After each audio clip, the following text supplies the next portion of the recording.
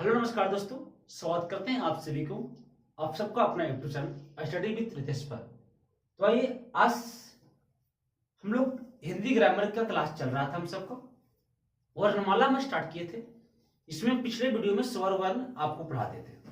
अगर आप पिछला वीडियो नहीं देखे हैं तो जरूर देख लीजिएगा।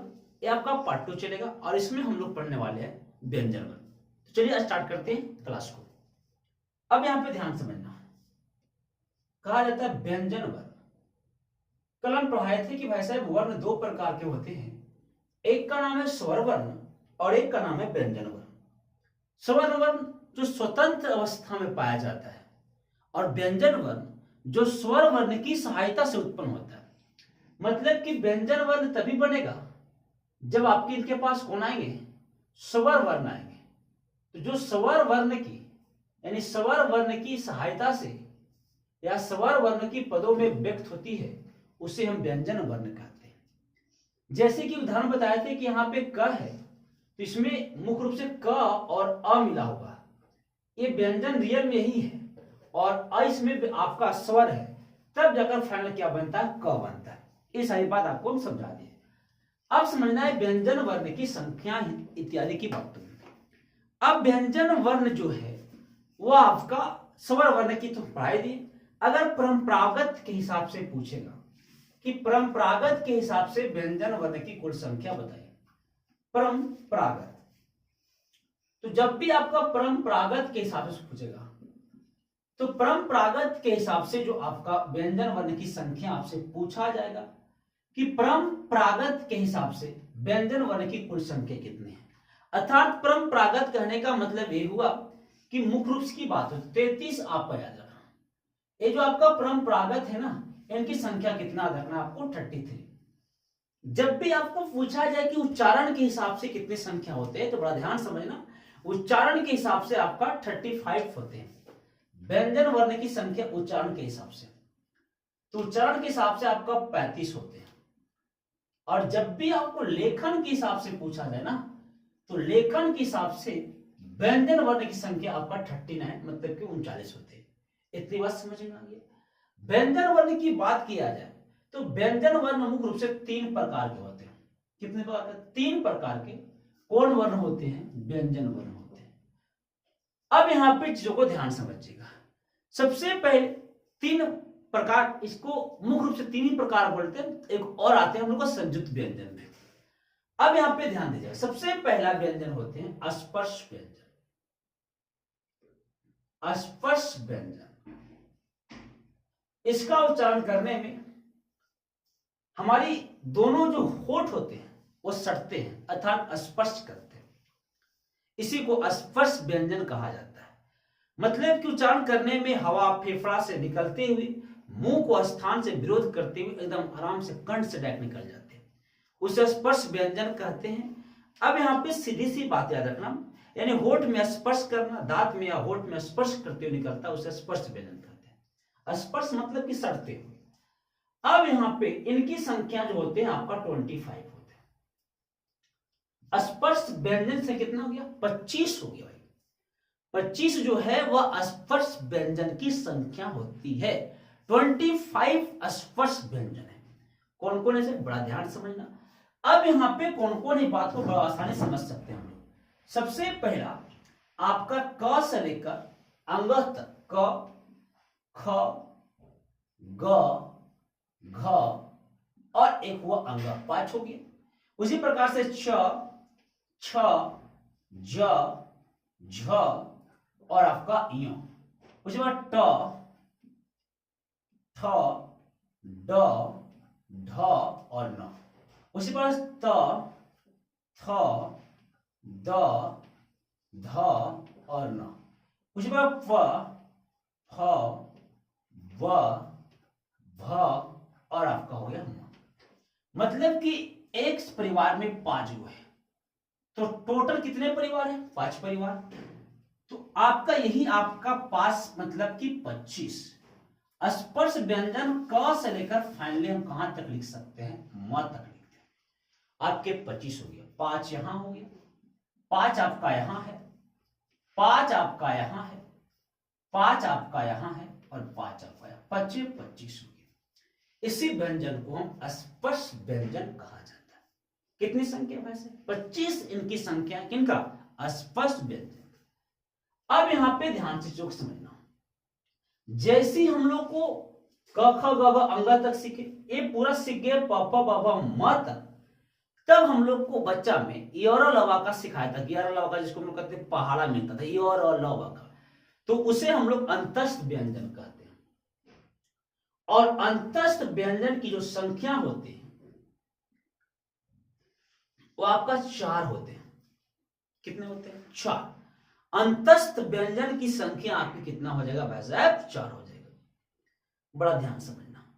अब ये अंतस्थ व्यंजन कुछ नहीं करना है, बस यर लवा को 4 बार पढ़ना, 4 बार में 4 अक्षर पढ़ना है। तो सबसे पहले य पढ़ते थे, र पढ़ते थे, ल पढ़ते थे और आपका व पढ़ते थे। य र ल व, यही हमारा कौन व्यंजन है अंतस्थ व्यंजन। अब यहाँ पे इनका उच्चारण जो है आपका सिंपल सी बात है स्वर या व्यंजनों के बीच होता है। अगला है आपका उष्म व्यंजन। उष्म व्यंजन, उष्म का मतलब होता है हीट, मतलब कि गर्म। उष्म व्यंजन इसको हम लोग बोलते हैं। अब चूंकि ध्यान समझिए, ये आपका उष्म व्यंजन।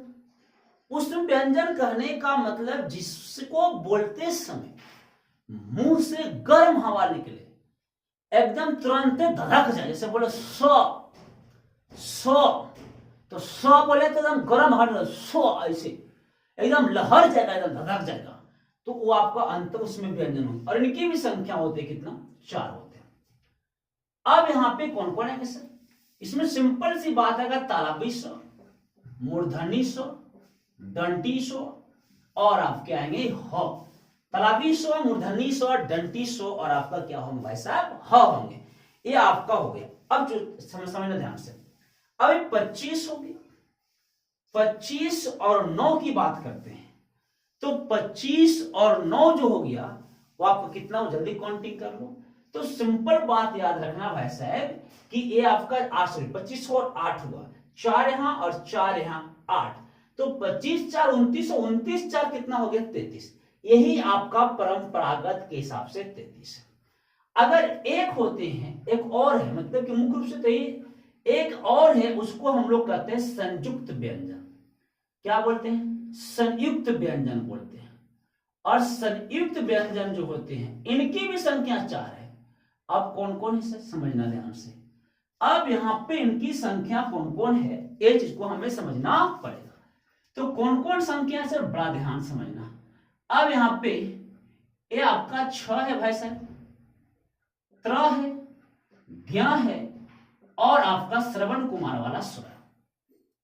इनके अलावा एक और व्यंजन होते हैं, उसे हम लोग उद्दीप्त व्यंजन या द्विगुण व्यंजन कहते हैं।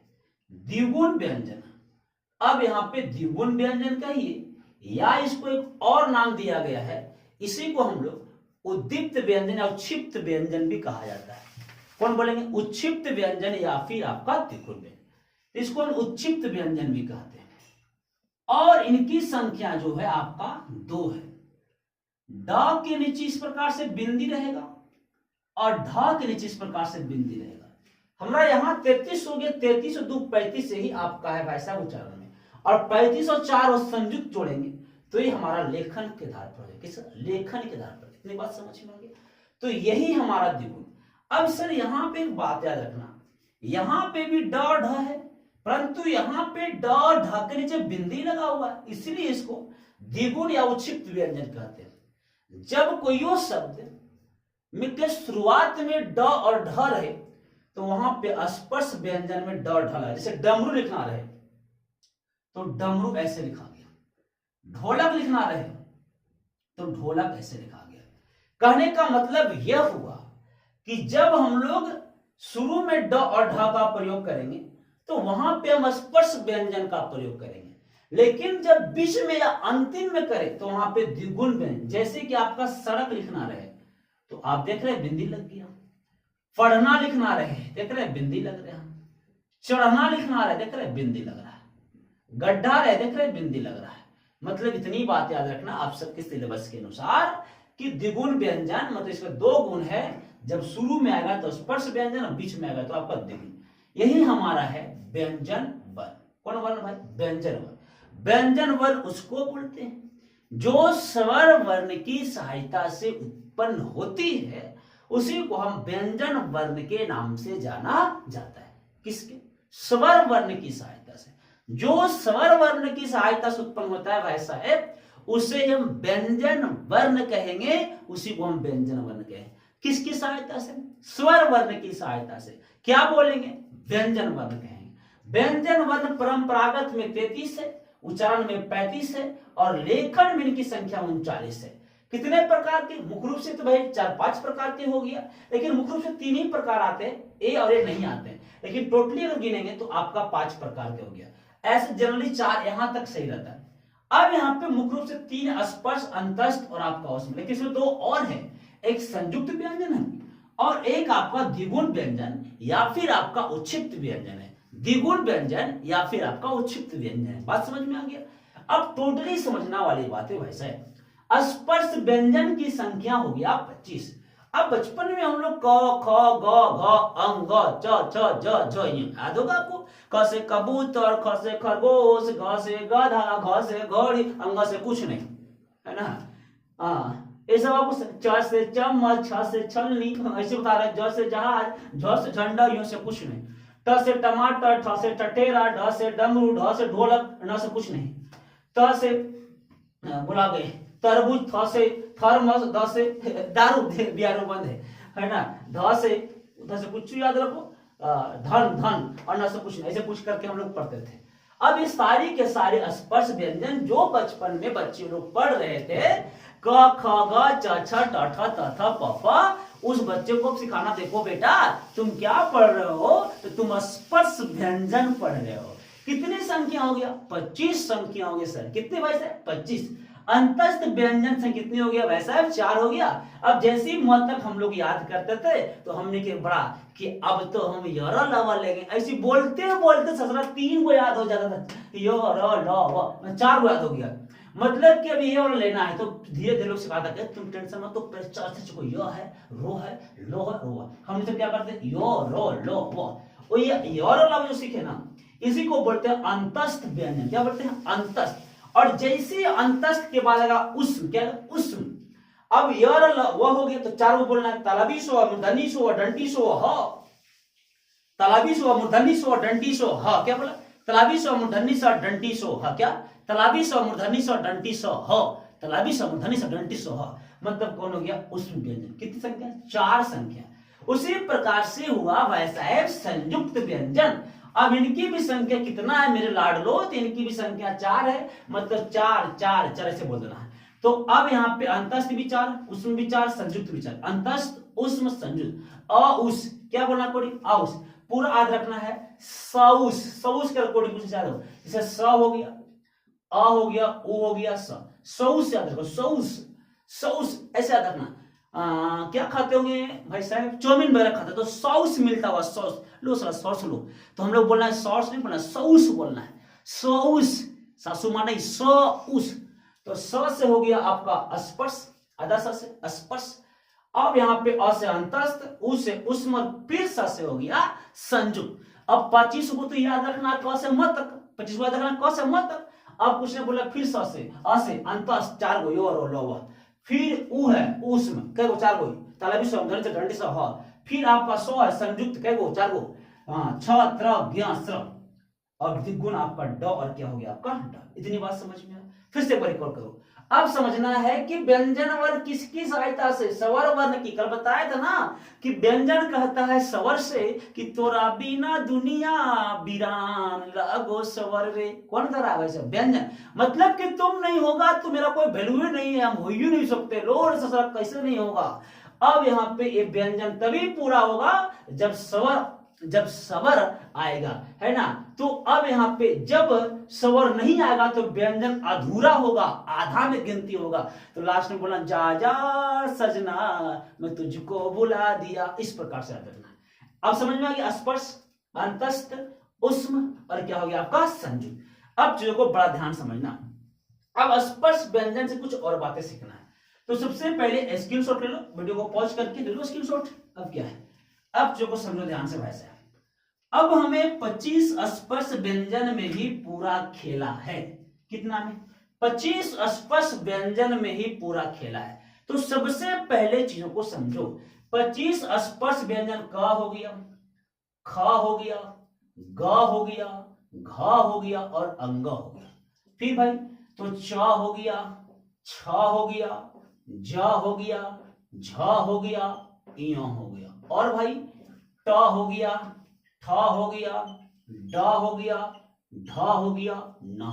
और भैया तो ता, था, दा, धा, ना। और बोलो तो पा, फा, बा, भा, मा। हो गया। अब इसको ऐसे कर लो। अब यह पूरा के पूरा 5 भाग में पहले इसको बांटो, फटाफट 5 भाग में बांटो जी। बांट दिए भाई। यह शुरुआत कहां से होता है? क से। एकरा बोलेंगे हमने क परिवार के लोग है। क परिवार तक क वर्ग बोलेंगे। ऐसे भी जिसको जहां शुरुआत था उसको वही नाम दे देता है। समझ में आ गया ना? वैसे मोहल्ला मोहल्ला में क्या होगा कि फलाना घर और रोडवा पर तो करो नाम से वो मोहल्ला बन गया, फलाने कॉलोनी, चिलाने कॉलोनी, ढकाने कॉलोनी, फकाने कॉलोनी, ऐसे होता है। तो उसी प्रकार से पूरा परिवार का नाम होगा क वर्ग। वर्ग मतलब फैमिली, मतलब क परिवार के लोग हैं। तो क वर्ग में कौन कौन आएगा? तो क ख पढ़े नहीं आता है, वही आएगा। कौन आएगा? क ख ग घ ङ। कोई एकदम हिंदी सबसे आसान है भैया, बस थोड़ा सा ध्यान कर देना। अब एकरा बोलेंगे हमने चौवर। क्या बोलेंगे? चौवर, क्योंकि ये च वाला फैमिली से आता है। इसका बोलेंगे हम लोग टॉवर, तो ट वाला फैमिली से आएगा। इसको बोलेंगे तावर, त वाला फैमिली से आएगा। इसको बोलेंगे पावर, हमें फ वाला फैमिली से आएगा। बात समझ में आई कि नहीं आई? अब ये वाला पूरे के पूरे इसको हम लोग बोल सकते हैं प्रथम वर्ण। क्या बोलेंगे? प्रथम वर्ण बोलेंगे। बोलो क्या वैसा? इनको हम सब बोल सकते हैं जी प्रथम वर्ण। अब चीजों को बड़ा ध्यान से समझो, चीजों को बड़ा ध्यान समझो भाई साहब। अब यहां पे कौन वर्ण बोलेंगे? तो अब हम इसको बोलेंगे प्रथम वर्ण। तो ए हमारा हो गया प्रथम। अब बोलेगा कि क वर्ग में या क फैमिली का प्रथम वर्ण कौन है? तो क है। च का प्रथम वर्ण च है, ट का प्रथम वर्ण ट है, त का प्रथम वर्ण त है और प का प्रथम वर्ण फ है। इसी प्रकार से अब ए वाला, इसको बड़ा झकास से बोलेंगे सेकेंड वर्ण। हिंदी ये में लिख देते, हिंदी ये पढ़ ही रहे हैं। द्वितीय वर्ण। कौन वर्ण बोलेंगे? द्वितीय वर्ण बोलेंगे। इसको हम लोग तृतीय वर्ण बोलेंगे। इसको हम लोग चतुर्थ वर्ण, इसको हम लोग पंचम, इसको हम लोग बोलेंगे तृतीय वर्ण। क्या बोलेंगे? तृतीय वर्ण बोलेंगे। समझ में आ रहा? इन्हें हम चतुर्थ वर्ण बोलते हैं। चतुर्थ वर्ण, चतुर्थ वर्ण। इन्हें जो हम लोग बोलते हैं वो आपका पंचम वर्ण बोलते हैं। पंचम वर्ण, पंचम वर्ण बोलेंगे। या फिर इसको हम पंचमाक्षर बोलेंगे, पंचमाक्षर बोलेंगे। या फिर इसको हम अनुस्वार बोलेंगे, अनुस्वार बोलेंगे। इतनी बात याद रखना। अगर आपसे पूछे कि क परिवार के दूसरा वर्ण कौन है? तो ख है। तीसरा वर्ण कौन है? ग है। चौथा वर्ण कौन है? घ है। पांचवा वर्ण कौन है? अंग है। सेम टू यू सभी हो जाएगा। एक क परिवार हो गया, एक च परिवार हो गया, एक ट परिवार, एक त परिवार, है आपका फ परिवार। अब सवाल यह बनता है कि हाँ, इसको एक और नाम है, नासिक वर्ण भी बोलते हैं। नासिक वर्ण। क्या बोलेंगे? नासिक वर्ण भी बोलेंगे। अब समस्या भैया ये है कि अब आपसे पूछेगा कि कौन सा परिवार को कहां से उच्चारण करते हैं। तो याद रखिए भैया, क से क वर्ग और क से कंठ, मतलब कि क वर्ग का उच्चारण हम कंठ से करते हैं। तो क वर्ग में जो यू आ जाएगा ना, क ख ग घ अंग, इस सभी का उच्चारण हम कंठिया से करेंगे। तो याद रखना, क से क वर्ग और क से कंठ, क से क वर्ग, क से कंठ, क से क वर्ग, क से कंठ। अरे बोलो ना नीलकंठ, तो बोलता काहे नहीं है? क से क वर्ग क्या हो जाएगा? क से हो जाएगा कंठ। इतनी बात याद हो गया। अगर पूछे कवर का उच्चारण कहां से करेंगे, कंठ से, कंठ से। अब बात आया चौवर, तो चौ का उपयोग हम लोग तालु से करते हैं, तालु, तालु से।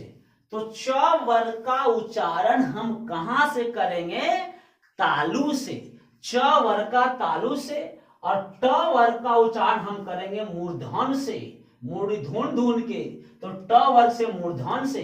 और तवर का उच्चारण दंत से, जैसे कि हम कैसे याद रखना, द न त, द न त, मतलब द त वर्ग का उच्चारण करेंगे दंत से, किसे, दंत से, दंत से। जैसे त, जब पूरा दंत टिप कर, त थ द ध न, हो गया। अगला प, बड़ा खतरनाक है भैया, ये प वर्ग का उच्चारण कैसे करेंगे सर, सुनो ध्यान से। प से हो जी तो प्यार, अब फ से गेली बउआ फस, अब ब से हो जी मां बउआ बर्बाद, और भ से हो गलो वो पिटे में भरपेट मार, और म से हो गलो मारा को, और प्यारों में कहियो मरियो जाता है सारा कहीं का।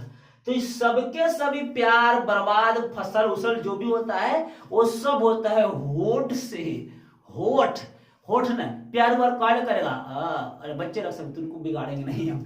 अब यहाँ पे याद रखना होठ से, गाना सुन में किया होगा, होठ लाली से रोटी बोर के, किससे वैसे, ओठ से, या ओठ मतलब कि होस्ट से। तो प्यार किससे करेंगे, होठ से करेंगे, मतलब पावर किससे होगा, होठवा से होगा। इतनी बात समझ में आ गया, यही चीज को हमें समझना पड़ेगा।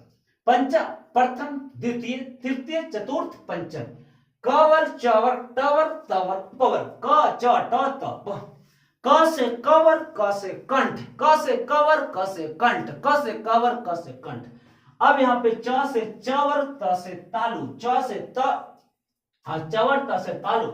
अब ट से टवर, म से मूर्धन, टवर को मूर्धन, ट ठ ड, ड आ गया, तो ड से हो गया डर, ड से हो गया डर, और डर लगता है मूर्धन धुनवे कर में, धुनवे कर में।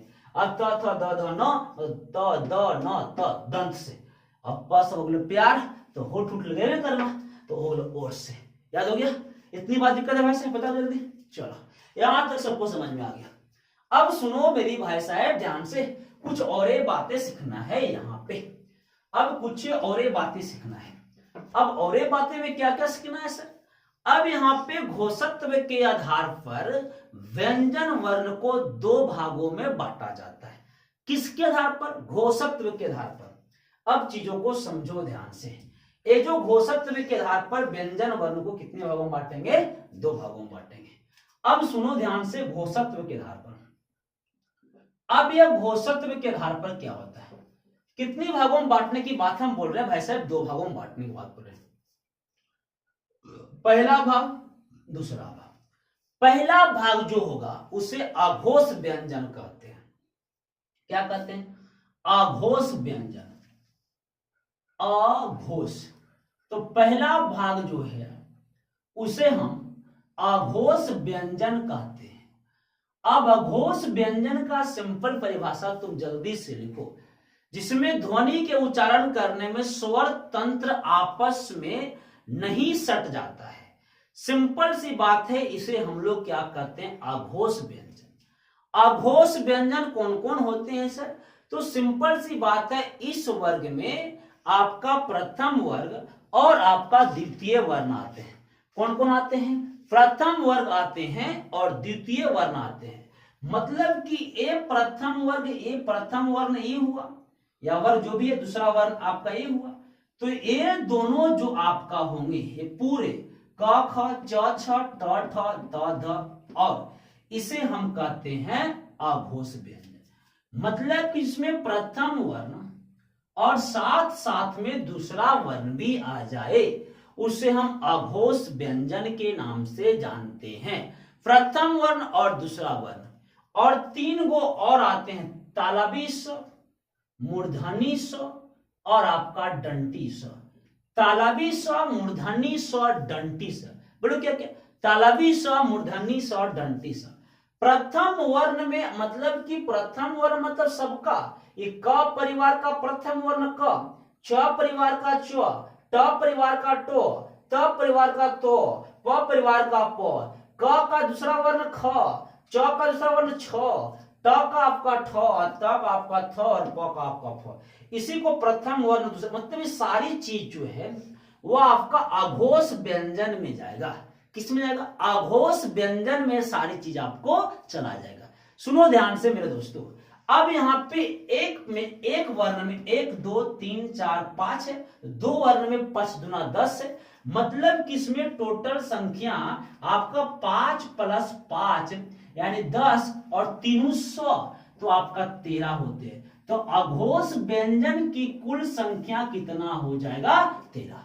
अब कहेगा निम्नलिखित में कौन सी अघोष व्यंजन है, और देगा तो ये सब में लगा देना और 3 100 याद रखना। बात समझ में? एक होता है सघोष व्यंजन या घोष व्यंजन, संघोष व्यंजन या घोष व्यंजन, तो याद रखना एक का नाम है संघोष व्यंजन या फिर इसकी घोष व्यंजन कहते हैं। अब यह क्या क्या है सर? तो इसमें आपका तीसरा वर्ण आएगा, चौथा वर्ण आएगा और पांचवा, ए वाला पूरा, ए वाला पूरा, ए वाला पूरा, और साथ साथ में और कौन आएगा सर? तो सुनो ध्यान से भाई साहब, ये तो आपका आ गया, और साथ साथ में य र ल व, य र ल व को अभी अभी अंतस्थ व्यंजन कहे थे, तो साथ में आपका अंतस्थ व्यंजन आएगा, अंतस्थ व्यंजन साथ में आएगा, और एक स्पेशल वाला ह आएगा। स्पेशल कौन आएगा भैया? ह आएगा। सुनो ध्यान से, अब इसमें 5 है, इसमें 5 है, इसमें 5 है, पंचतिया 15, और अंतस्थ व्यंजन में आपका होता है 4 य र ल व, तो आपका 15 4 हो जाएगा 19 और एक स्पेशल ह, यानी इसमें संख्या कितना हो गया? 20। क्लियर बात समझ में आया? अरे बोलो भाई साहब हाँ या नहीं? क्लियर समझ में आया? इतनी सारी चीजों को हमें समझना पड़ेगा। आगे की बात करते हैं। एक होता है प्रणत्व के आधार पर, प्रणत्व के आधार पर। अब सुनेगा ध्यान से, जब भी आपको पूछा जाए प्रणत्व के आधार पर, तो प्रणत्व के आधार पर आपका होते हैं 2, प्राणत्व के आधार पर, और प्रणत्व के आधार पर भी 2 प्रकार के होते हैं। एक होते हैं अल्प प्राण और एक होते हैं महाप्राण। एक होते हैं अल्प प्राण और एक होते हैं महाप्राण। यह प्रणत्व हो गया। अल्प प्राण और कौन कौन हो गया? महाप्राण हो गया। अल्प प्राण और क्या भाषा है? महाप्राण, जिसका उच्चारण करने में वायु की कम मात्रा की आवश्यकता होती है और हकार जैसे उत्पन्न ध्वनि उत्पन्न होती है, उसे अल्प प्राण कहते हैं। महाप्राण का उच्चारण करने में वायु की पर्याप्त मात्रा, अधिक मात्रा की आवश्यकता, इसमें हवा की कम मात्रा की आवश्यकता है, इसमें हवा की अधिक मात्रा की आवश्यकता है। कम वाला अल्प, इसका नाम है अल्प, मतलब कि हवा कम है, तो अल्प मतलब कम, और महा मतलब ज्यादा, मतलब कि हवा ज्यादा है, उसे हम लोग अल्प प्राण क्या बोलते हैं? महाप्राण। अब अल्प प्राण में आपका ऐसे याद रखना है, अल्टरनेट प्रथम तीसरा पांचवा, 1 3 5, 1 3 5, 1 3 5 किस में आएगा? आपका अल्प प्राण में 1 3 5, और बचा महाप्राण, तो 2 बच गया और 4 का यूज नहीं किए थे, तो 2 और आपका क्या हो जाएगा? 4। 1 3 5 ये आपका अल्प प्राण में, और 2 और 4 आपका महाप्राण में। 1 3 5 अल्प प्राण में और 2 और 4 कितना हो जाएगा भैंसा है? महाप्राण में। अब सुनो ध्यान से, इसमें थोड़ी बहुत एक आपका अनुस्वार आता है और साथ साथ में अंतस्थ व्यंजन भी आता है। अल्प प्राण में एक अंतस्थ व्यंजन को भी शामिल कर लो। शामिल किसको कर लिए? अंतस्थ। इनके से कितना होता है? 4। कौन कौन होते हैं? य र ल, इतना बार पढ़ा दे कैसे मत, य र ल और हुआ। बचा कौन? महाप्राण। महाप्राण में 2 और कितना हो गया वैसा? इसके साथ साथ और क्या होता है? इसमें उष्म व्यंजन होते हैं। कौन होते? उष्म व्यंजन होते हैं, और आपको पता है पढ़ाए हैं उष्म व्यंजन संख्या कितना होता है? तो 4 होते हैं। कौन कौन? तराबी स्व, मूर्धनी स्व, दंती स्व, और साथ साथ में आपका आएगा ह। अब सुनो, इसमें विसर्ग आते हैं, सॉरी अनुस्वार आते हैं, इसमें अनुस्वार आते हैं और इसमें आपका विसर्ग आते हैं, विसर्ग आते हैं। टोटली काउंटिंग करना है तो करो बड़ा ध्यान से। 5 10 15 और 15 और 4 19 और एक आपका अनुस्वार मतलब कि 20 आएगा, 20 आएगा। 20 इसमें व्यंजन है, लेकिन इसमें कुछ स्वर को भी जोड़ा जाता है और 11 स्वर वर्ण को इसमें जोड़ दिया जाता है। तो टोटल कितना हो गया? 31। 11 क्या हो गया सर? स्वर वर्ण। स्वर वर्ण कौन कौन है सर? तो आ ई उ ए ओ औ री, मतलब कि अन और अ को छोड़कर सब इसमें शामिल है। बचा क्या? महाप्राण। महाप्राण में कितने हो गए? 2 बताए, 4 बताए, और 3 वो हाँ क्या बताए भाई साहब, यहाँ देखो उसमें व्यंजन बताए, और एक विसर्ग बताए। क्या बताए? विसर्ग बताए। इनकी क्वांटिटी का टोटल किया जाए तो 5 यहाँ मतलब कि दूसरा में 5 है और चौथा में 5 है, 5 5 10 हो गया। 10 और 4 14 और एक कितना हो गया आपका? 15। इनकी संख्या आपका हो जाती है 15। समझ में आ गया? कितनी संख्या? 15 संख्या। तो ये आपका प्राणत्व के आधार पर, ये आपका अघोष के आधार पर। अब सुनो ध्यान से, एक दो बात और सुनो, एक दो बात और सुनो मेरे दोस्तों। अब क्या समझना है भैया? इतनी बात समझ में आ गई ना? अब थोड़ा सा अगर लग रहा हो फास्ट चलो तो वीडियो को थोड़ा सा क्लोज करके स्लो मोशन देखना, या फिर रोक के 2 बार देखना। अब एक होता है आयोगवाह वर्ण, आयोगवाह स्वर भी होता है और आयोगवाह व्यंजन भी होता है। आयोगवाह स्वर भी होता है और एक आपका आयोगवाह व्यंजन भी होता है। तो आयोगवाह वर्ण देते हैं। कौन कौन है सर? बड़ा ध्यान समझना, किसको बोलते हैं? तो जब हम स्वर वर्ण की बात बोलेंगे, और व्यंजन में भी आयोगवाह है, आयोगवाह स्वर वर्ण, आयोगवाह व्यंजन वर्ण। तो याद रखना स्वर में 2 यही आएगा, अन और अ, इसको बोलेंगे आयोगवाह स्वर वर्ण। और व्यंजन में किसी साथ लगा देंगे, मतलब क के साथ कन क, ख के साथ कन ख, तो इसको हम लोग बोलते हैं व्यंजन आयोगवाह वर्ण, आयोगवाह व्यंजन वर्ण।